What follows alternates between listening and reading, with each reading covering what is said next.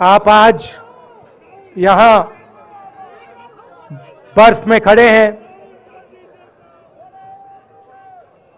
मगर आप में से किसी को सर्दी नहीं लग रही है। आप बारिश में खड़े हुए, कोई भीगा नहीं। गर्मी में आपको गर्मी नहीं लगी, सर्दी में आपको सर्दी नहीं लग रही है, क्योंकि देश की शक्ति आपके साथ है।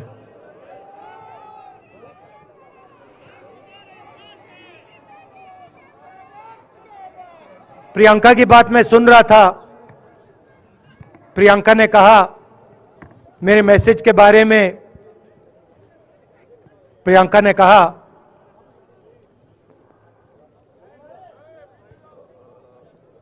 नॉर्मली होता नहीं है, मगर मेरे आंख में आंसू आए।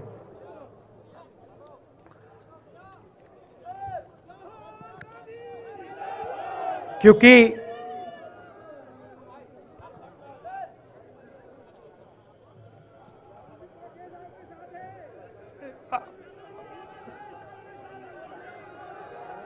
मैं कन्याकुमारी से चला, शुरुआत की और पूरे देश में हम पैदल चले। मैं सच बताऊं, आपको अजीब लगेगा, मगर मैं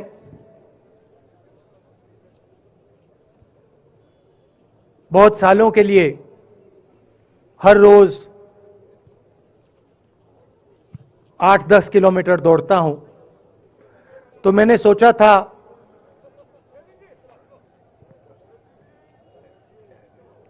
देश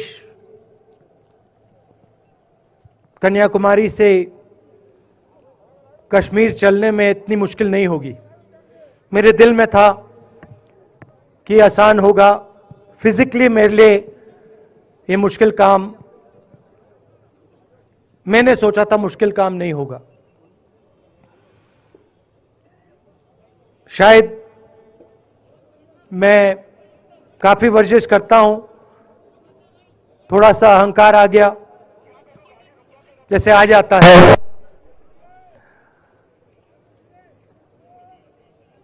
मगर फिर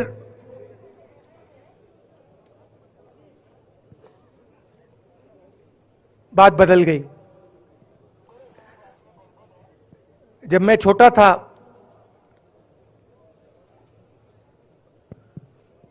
फुटबॉल खेलता था,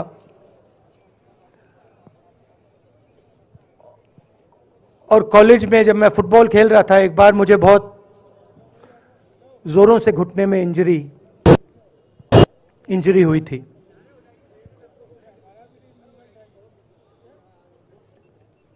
मैं उसको भूल गया था।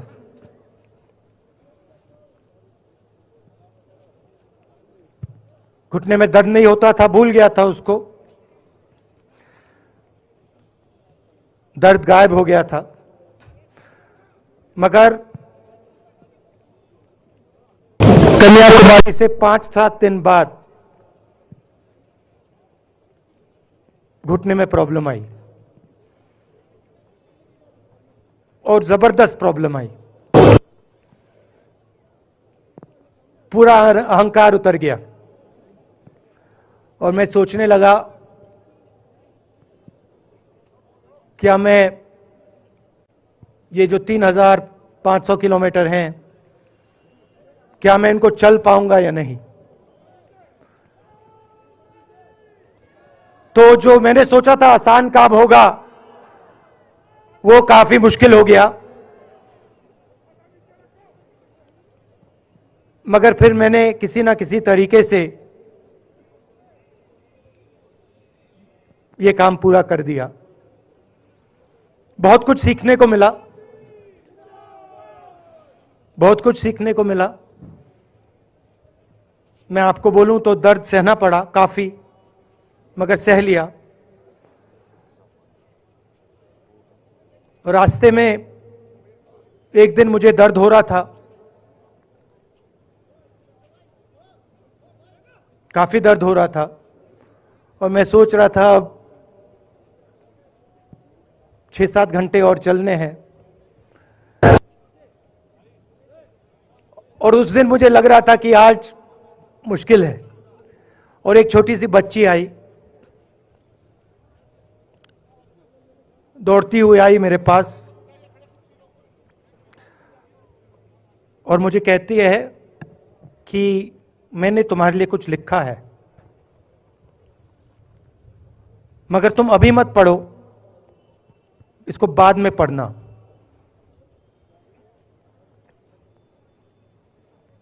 और फिर वो मुझे गले लग के भाग गई। फिर मैंने सोचा अब पढ़ता हूं क्या लिखा है।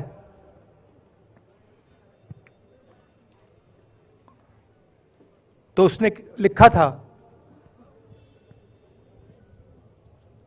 कि मुझे दिख रहा है कि आपके घुटने में दर्द है, क्योंकि आप जब उस पैर पे वजन डालते हो तो आपके चेहरे पे दिखता है कि दर्द है।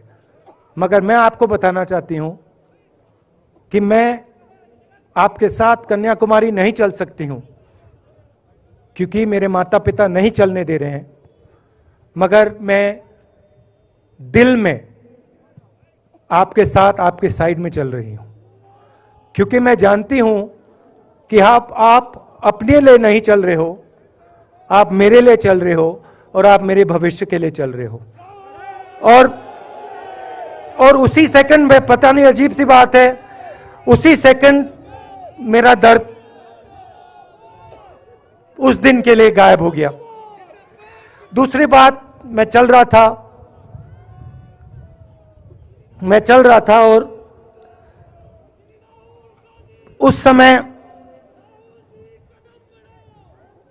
उसी समय वहां पे थोड़ी सर्दी बढ़ रही थी। सुबह का समय था और 4 बच्चे आए।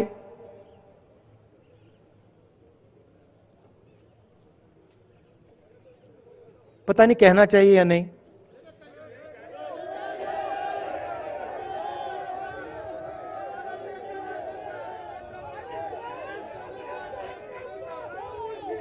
तो कह देता हूं, छोटे से बच्चे थे, भिखारी थे, भीख मांगते थे और मेरे पास आए। कपड़े नहीं थे, मैंने देखा, शायद मजदूरी भी करते थे तो थोड़ी मट्टी थी उन पे। खैर मैं ये चीजें देखता नहीं हूं, तो मैं उनके साथ गले लगा, घुटनों पे गया, ऐसे उनको पकड़ा मैंने, क्योंकि मैं उनकी लेवल पे रहना चाहता था। और फिर, नहीं सुनिए, मैं ये बात कहना नहीं चाह रहा था मगर कह दूंगा। तो उनको ठंड लग रही थी, वो कांप रहे थे, शायद उनको खाना नहीं मिला था, छोटे बच्चे मजदूरी कर रहे थे।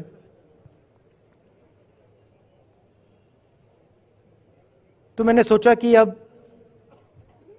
अगर ये स्वेटर नहीं पहनते हैं, अगर ये जैकेट नहीं पहन रहे हैं, तो मुझे भी नहीं पहनना चाहिए।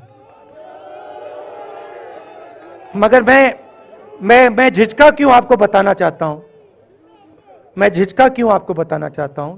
जब मैंने ये खत्म किया, मैं चल रहा था,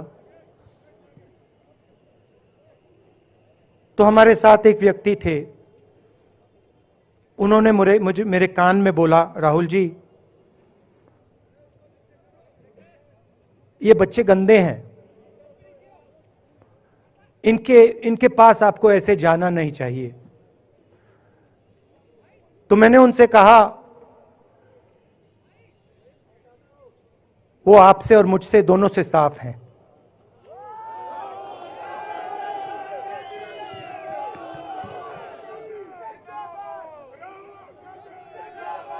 तो देश में कभी कभी यह विचारधारा दिखाई दे जाती है, दूसरी बात आपको बता देता हूं, शायद लोगों को अच्छी ना लगे। जब मैं चल रहा था, आपने देखा होगा कि बहुत सारी महिलाएं रो रही थी। आपने देखा? आपको मालूम है क्यों रो रही थी?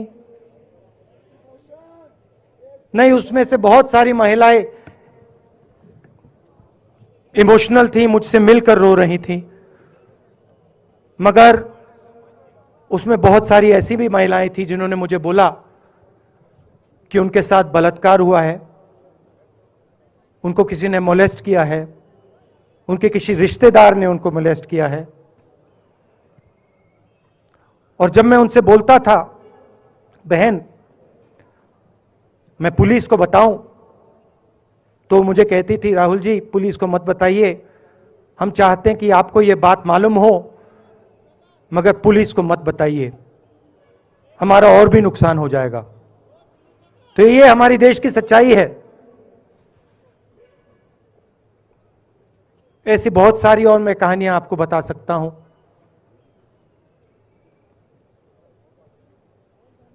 तो फिर मैं कश्मीर की ओर आ रहा था और मैं सोच रहा था कि इसी रास्ते पे मैं नीचे से ऊपर जा रहा हूं। मैं सोच रहा था कि इसी रास्ते से सालों पहले मेरे रिश्तेदार नीचे से ऊपर आए, सॉरी ऊपर से नीचे आए, कश्मीर से इलाहाबाद गंगा की ओर गए। और मुझे ऐसा लग रहा था कि मैं वापस अपने घर जा रहा हूं।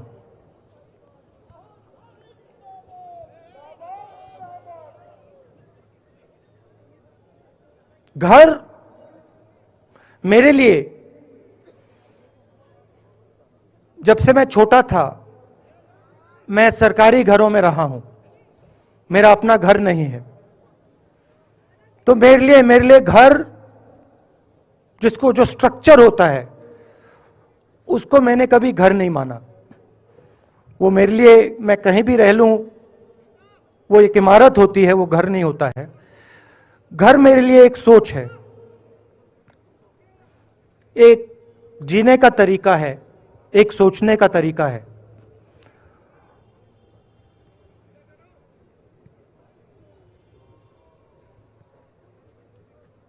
और यहां पे जिस चीज को आप कश्मीरियत कहते हो, उसको मैं अपना घर मानता हूं। अब ये कश्मीरियत है क्या?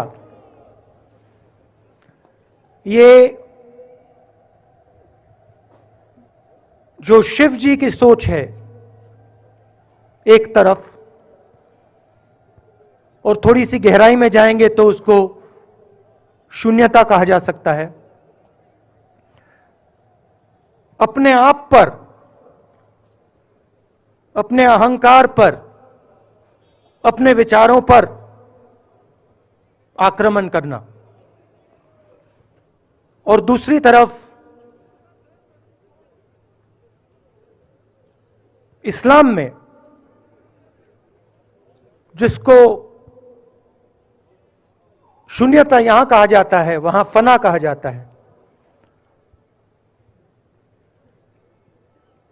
सोच वही है। इस्लाम में फना का मतलब अपने ऊपर आक्रमण, अपनी सोच पर आक्रमण, जो हम अपना किला बना देते हैं कि मैं ये हूं, मेरे पास ये है, मेरे पास ये ज्ञान है, मेरे पास ये घर है, उसी किले पर आक्रमण करना, वही है शून्यता, वही है फना।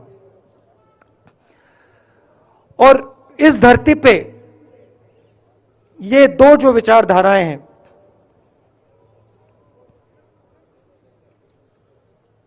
इनका एक बहुत गहरा रिश्ता है और ये सालों से रिश्ता है, जिसको हम कश्मीरियत कहते हैं। यही सोच बाकी स्टेट्स में भी है। गांधी जी वैष्णव जनतों की बात करते थे, जिसको हम यहां शून्यता फना कहते हैं, उसको गुजरात में वैष्णव जनतो कहा जाता है। असम में शंकर देव जी ने भी यही बात कही। कर्नाटक से हमारे यहां जो लोग आए हैं, वहां बसवा जी ने यह बात कही। केरल में नारायण गुरु ने ये बात की। महाराष्ट्र ने ज्योतिबा फुले जी ने यह बात की। और यहां इसको हम कश्मीरियत कहते हैं। लोगों को जोड़ना और दूसरों पर आक्रमण नहीं करना, अपने आप पर आक्रमण करना, अपनी कमी देखना।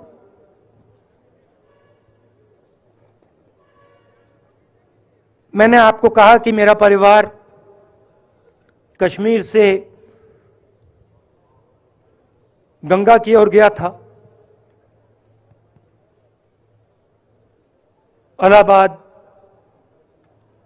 संगम के बिल्कुल किनारे वहां पास में हमारा घर है।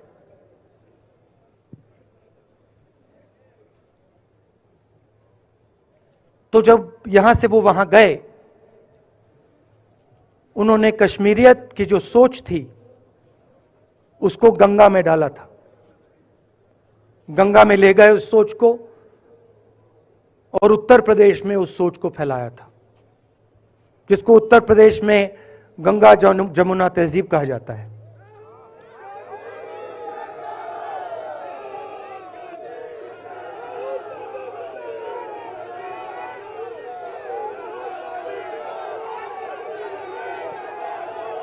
तो उन्होंने, मेरे परिवार ने छोटा सा काम, कोई बड़ा काम नहीं किया।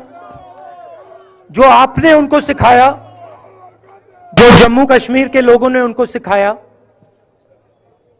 लद्दाख के लोगों ने सिखाया, क्योंकि उसमें बौद्ध धर्म भी है,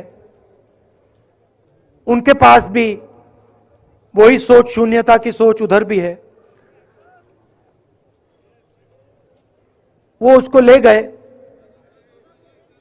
और उस विचारधारा को, सोच को गंगा में उन्होंने रखा। तो मैं ये सोच रहा था, जब यहां आ रहा था, पैदल चल रहा था, और मुझे सिक्योरिटी वालों ने कहा था कि देखिए, आप पूरे हिंदुस्तान में चल सकते हो, जम्मू में भी चल सकते हो, मगर आखिरी जो 4 दिन हैं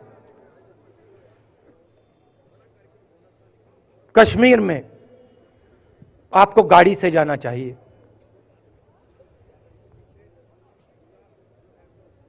वेणुगोपाल जी ने मुझे कहा पहले, और जो ऑर्गेनाइज कर रहे थे उन्होंने कहा। 3-4 दिन पहले एडमिनिस्ट्रेशन ने कहा कि देखिए, शायद डराने के लिए, कि देखिए अगर आप पैदल चलेंगे तो आपके ऊपर ग्रेनेड फेंका जाएगा। तो मैंने सोचा, नहीं सुनिए, मैंने सोचा कि ऐसे करते हैं, मैं अपने घर वापस जा रहा हूं, 4 दिन पैदल चलूंगा, अपने घर के जो लोग हैं उनके बीच में चलूंगा। और मैंने सोचा कि जो मुझसे नफरत करते हैं उनको क्यों ना मैं एक मौका दूं। कि मेरी सफेद शर्ट का रंग बदल दें, लाल कर दें।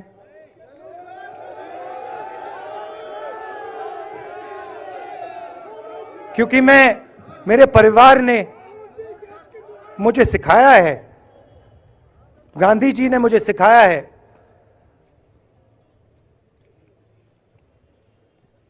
कि अगर जीना है तो डरे बिना जीना है, नहीं तो जीना नहीं है। तो मैंने मौका दिया, मैंने कहा मैं 4 दिन चलूंगा, बदल दो टी शर्ट का रंग, लाल कर दो, देखी जाएगी। मगर जो मैंने सोचा था वही हुआ। जम्मू कश्मीर के लोगों ने मुझे हैंड ग्रेनेड नहीं दिया, अपने दिल खोलकर प्यार दिया, गले लगे।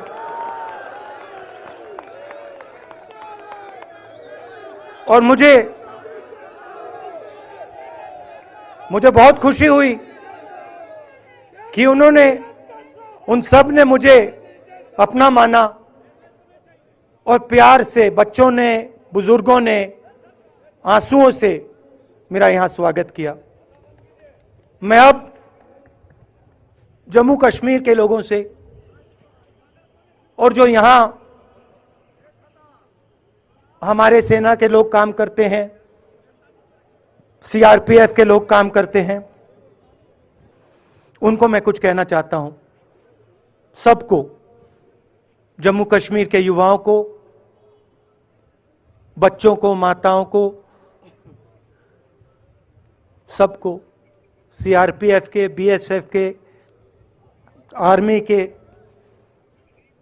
जवानों को, उनके परिवारों को, उनके बच्चों को मैं कहना चाहता हूं, देखिए मैं हिंसा को समझता हूं, मैंने हिंसा सही है, देखी है। जो हिंसा नहीं सहता है, जिसने हिंसा नहीं देखी है, उसे यह बात समझ नहीं आएगी। जैसे मोदी जी हैं, अमित शाह जी हैं, आरएसएस के लोग हैं, उन्होंने हिंसा नहीं देखी है।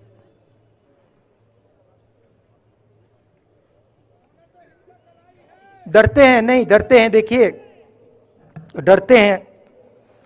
यहां पे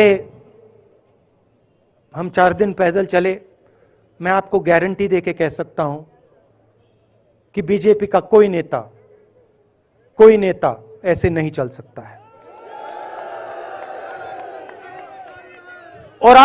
और इसलिए नहीं क्योंकि जम्मू कश्मीर के लोग, इसलिए नहीं क्योंकि जम्मू कश्मीर के लोग उनको चलने नहीं देंगे, इसलिए क्योंकि वो डरते हैं।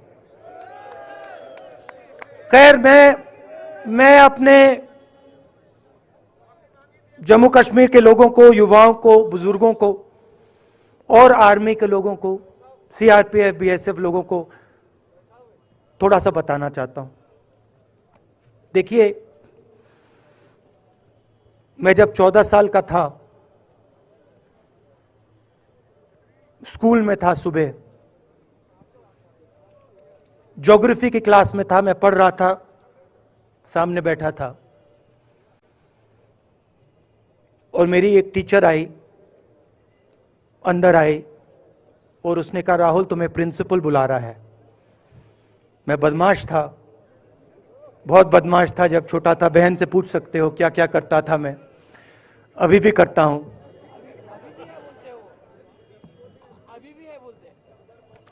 मैंने सोचा प्रिंसिपल बुला रहा है, मैंने कुछ गलती की होगी, अब मार पिटेगी। वहां पे केनिंग होती थी, मैंने सोचा था अब केनिंग होगी मेरी। मगर जब मैं चल रहा था, जिस टीचर ने मुझे बुलाया, उसको देखकर मुझे कुछ अजीब सा लगा। और जब मैं प्रिंसिपल के ऑफिस पहुंचा तो प्रिंसिपल ने कहा, राहुल तुम्हारे घर से फोन कॉल है।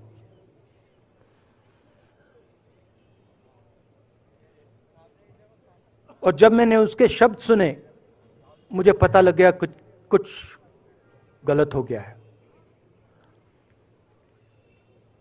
मेरे पैर कांपे और मैंने जैसे फोन अपने कान पे लगाया तो मेरे मां के साथ एक औरत काम करती है, वो चिल्ला रही थी, राहुल, दादी को गोली मार दी, दादी को गोली मार दी, दादी को गोली मार दी। 14 साल का था।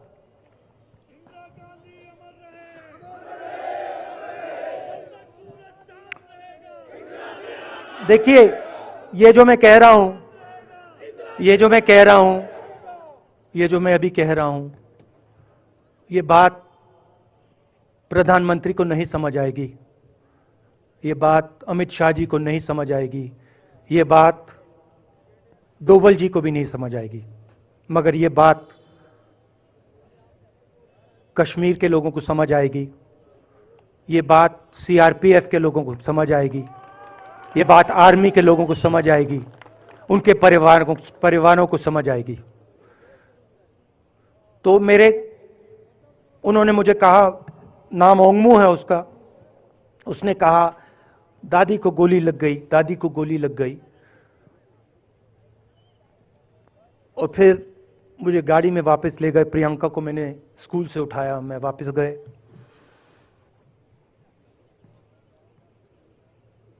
और फिर मैंने वो जगह देखी जहां मेरी दादी का खून था।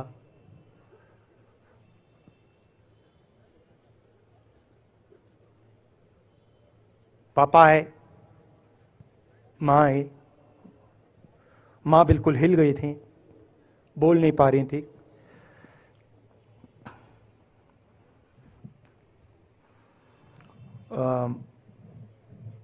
हाँ,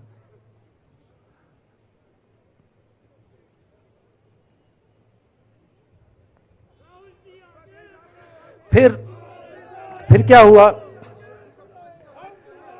तो जब जो हम लोग हैं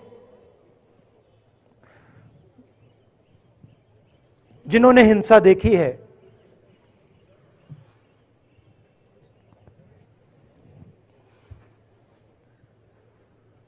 ये जो है ना, ये इसको हम बिल्कुल दूसरी तरीके से देखते हैं। ये आप सबके लिए टेलीफोन है, ये हमारे लिए सिर्फ टेलीफोन नहीं है।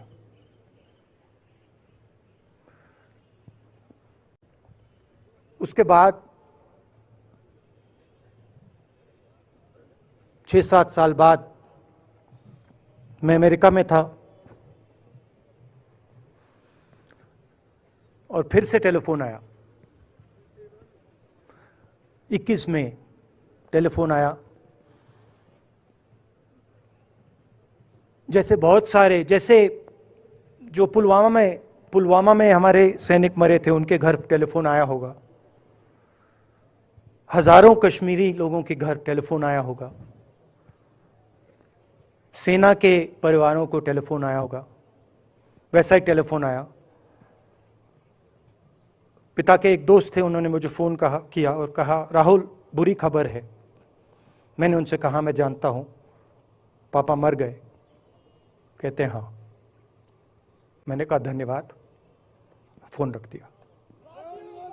तो मेरा कहना है जो हिंसा करवाता है, जैसे मोदी जी हैं, अमित शाह जी हैं, अजीत डोवल जी हैं, आरएसएस के लोग हैं, वो इस बात को समझ नहीं सकते हैं, वो दर्द को समझ नहीं सकते हैं। हम समझ सकते हैं। पुलवामा के जो सैनिक थे, उनके बच्चों के दिल में क्या हुआ मैं जानता हूं। मेरे दिल में वही हुआ है जो यहां पे कश्मीर में लोग मरते हैं, उनके दिल में क्या होता है। जो फोन कॉल आता है, क्या लगता है, वो मैं समझता हूं, मेरी बहन समझती है। तो कल किसी जर्नलिस्ट ने मुझसे पूछा, यात्रा का क्या लक्ष्य है?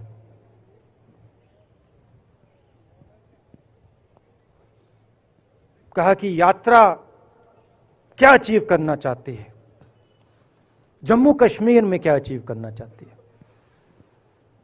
मेरे उस समय दिमाग में आया, मगर मैंने कहा नहीं बोलता हूं, कल भाषण में बोलूंगा।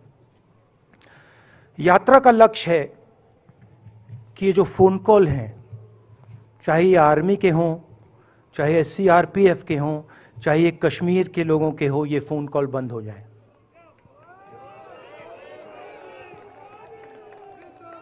कि ये फोन कॉल किसी बच्चे को, किसी मां को, किसी बेटे को ना लेना पड़े। मेरा लक्ष्य ये जो फोन कॉल हैं इनको बंद करने का है। अब देखिए, बीजेपी आरएसएस के लोग आक्रमण किस चीज पे कर रहे हैं। मुझे गाली देते हैं, मैं उनका धन्यवाद करता हूं, क्योंकि मैंने आपको शून्यता की बात की, शिव की बात की, उसको मैं समझता हूं और मैं दिल से उनका धन्यवाद करता हूं कि जितना भी वो मेरे ऊपर प्रेशर डालें, जितनी भी गाली लगाएं, जो भी वो करें, उससे मैं सिर्फ सीखता हूं। तो मैं एक प्रकार से उनका धन्यवाद करता हूं। मगर जो मैंने आपको बात बोली पहले, चाहे वो कश्मीरियत है, चाहे वो वैष्णव जंतो है, चाहे वो शंकर देव जी हैं, बसवा हैं, नारायण गुरु हैं, तिरुवल्लुवर हैं, जो तमिलनाडु के बड़े पोएट हैं, फूले जी हैं, और जो कश्मीरियत हैं, ये इस विचारधारा पे आक्रमण कर रहे हैं। और ये जो विचारधाराएं हैं, ये इस देश की नींव है, इस देश की फाउंडेशन है। और आपने जो किया, जो यात्रियों ने किया, हम सब ने किया, इस विचारधारा की रक्षा के लिए किया है। मैंने ये काम अपने लिए नहीं किया, मैं ऐसा काम अपने लिए कभी कर ही नहीं सकता हूं। मैंने ये काम हमारे कांग्रेसी मित्रों को ये अच्छा ना लगे, मगर मैंने ये काम कांग्रेस पार्टी के लिए भी नहीं किया है। मैंने ये काम, और हम सब ने ये काम हिंदुस्तान की जनता के लिए किया है। और हमारी कोशिश है कि जो विचारधारा इस देश की नींव को तोड़ने की कोशिश कर रही है, जो विचारधारा इस देश की नींव को तोड़ने की कोशिश कर रही है, उसके खिलाफ हम खड़े हों, मिलकर खड़े हों, नफरत से नहीं, क्योंकि वो हमारा तरीका नहीं है, मोहब्बत से खड़े हों। मैं जानता हूं कि अगर हम मोहब्बत से खड़े होंगे, प्यार से बात रखेंगे, तो हमें सफलता मिलेगी।